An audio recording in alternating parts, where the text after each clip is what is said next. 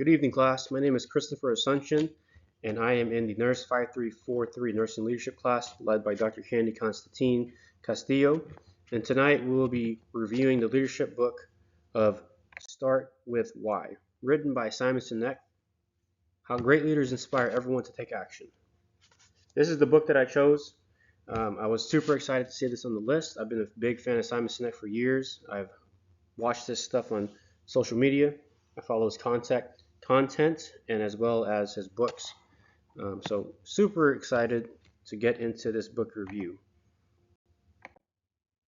So this is Mr. Sinek himself. He was born in Wimbledon, lived in various cities such as Johannesburg. He expanded out to London and Hong Kong, and finally settled in the United States. He is a Bachelor of Arts Cultural Anthropology degree holder, graduated from Brandeis University.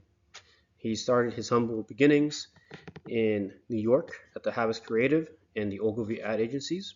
Shortly after, he launched Sinek Partners, which is his own company. And he has also written 5 books and led as keynote speakers at the UN Global Compact Leaders Summit, as well as TED conferences, which he is notoriously famous for. TED conferences really gained him traction in the social media world. The purpose of this book, Start With Why, is essentially to teach leaders, aspiring leaders or current leaders, on how to lead with why. And as defined by Simon Sinek himself, the why is the rationale supportive of an individual's collective action, are the very premise of which the leadership should be built upon. So basically, why do you do what you do? And then he explores as well as how you do it and what you do.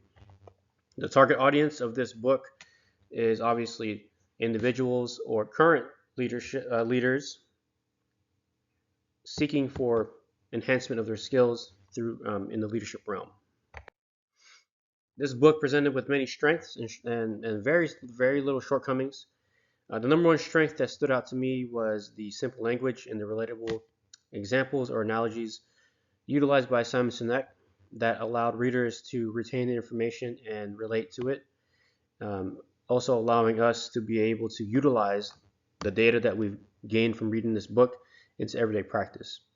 The shortcomings of this book, however, the lack of empirical evidence presented in the book, I noted and realized or assessed that the data presented by Simon Sinek was relied heavily upon anecdotal evidence, which is evidence based on personal experience, which can be interpreted and translated depending on perspective.